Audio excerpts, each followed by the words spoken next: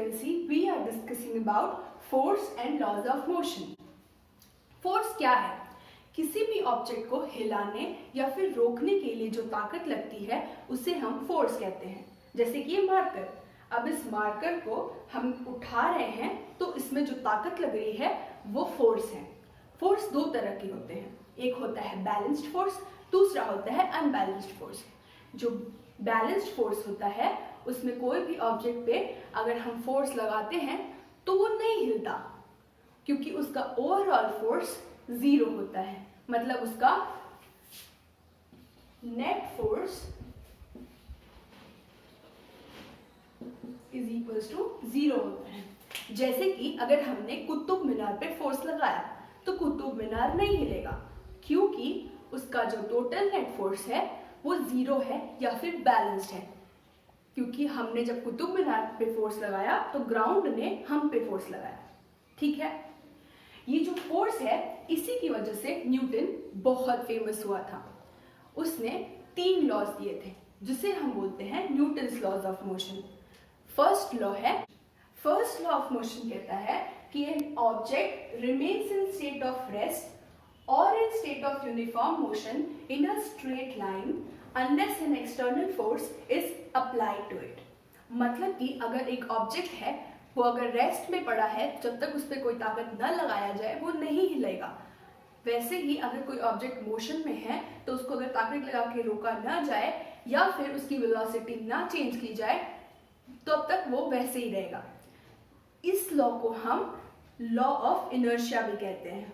ठीक है, अब हम सोचेंगे कि ये इनर्शिया क्या है। तो इनर्शिया एक कैरेक्टरिस्टिक है।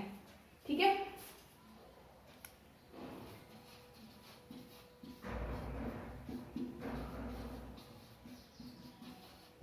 ठीक है, इनर्शिया एक कैरेक्टरिस्टिक है। मतलब कि जैसे कि ये मार्कर है, इसका स्टेट है सॉलिड, ये इसका कैरेक्टरिस्टिक है।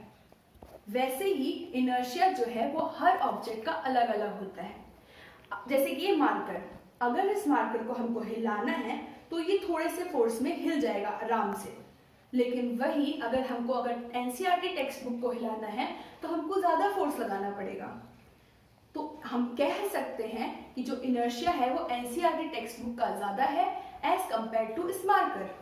ठीक है, इनर्शिया जो है, ऐसे ही हम और जब एक्सपेरिमेंट्स करेंगे तो हमें पता चलेगा कि मास और इनर्शिया का लिंक होता है।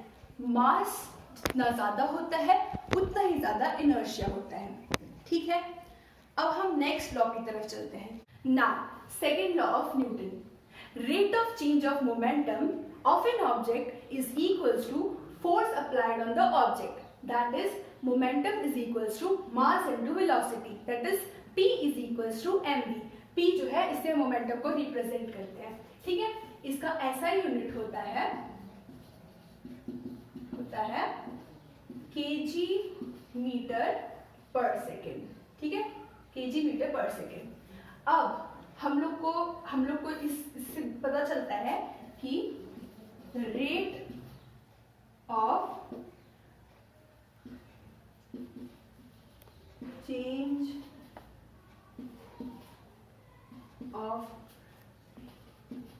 Momentum is equals to force होता है, फोर्स अप्लाइड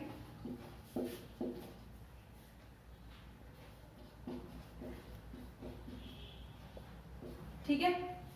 अब हम लोग को rate of change of momentum निकालना है, तो हम पहले निकालेंगे चेंज इन मोमेंटम।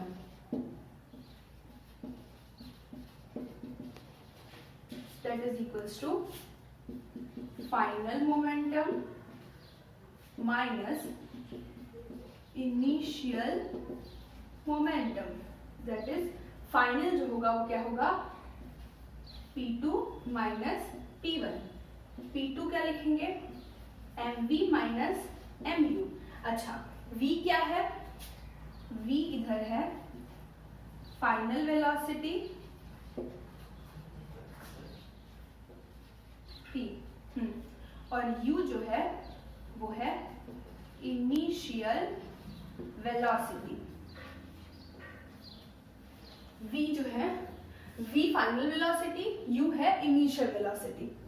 तो हम अगर m कॉमन ले लेते हैं तो v माइनस u। अब हमको निकालना है rate of change of momentum. Rate of change of momentum निकालने के लिए हम इसको डिवाइड करेंगे t से। तो m v माइनस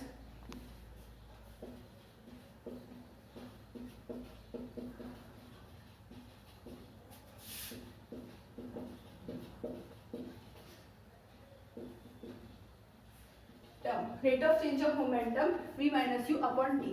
अब हम एक चीज देख पा रहे हैं कि v minus you upon T जो होता है,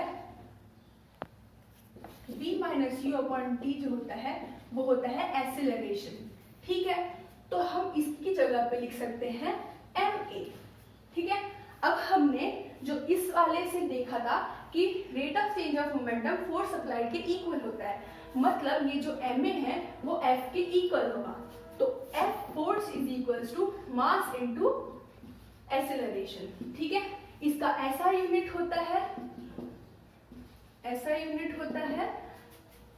kg metre per second square. ठीक है, ये हो गया हमारा second law of motion, Newton's third law. ठीक है, every action has equal and opposite reaction, मतलब किसी भी ऑब्जेक्ट पे अगर हम फोर्स लगाते हैं तो वो ऑब्जेक्ट उतना ही फोर्स हम पे वापस लगाती है। फॉर एग्जाम्पल, अगर हम इस दीवार पे फोर्स लगा रहे हैं तो फिर ये दीवार हम पे वापस फोर्स लगा रही है उतना ही। अगर ऐसा नहीं होता तो ये दीवार चलने लग जाती। नेक्स्ट एग्जाम्पल है एक गन का। ठीक है, जब हम पिस्टल फायर करते हैं तो फिर उसमें से गोली बाहर निकलती है, मतलब ये जो पिस्टल है वो फोर्स लगाती है इस गोली पे और ये गोली बाहर निकलती है। इसके रिएक्शन में ये गोली भी इस पिस्टल पे फोर्स लगाती है और हमको पीछे की तरफ एक झटका महसूस होता है। ये हो गया हमारा थर्ड लॉ। यहाँ पे हमारा तीनों लॉस कंप्लीट होता है। Thank you.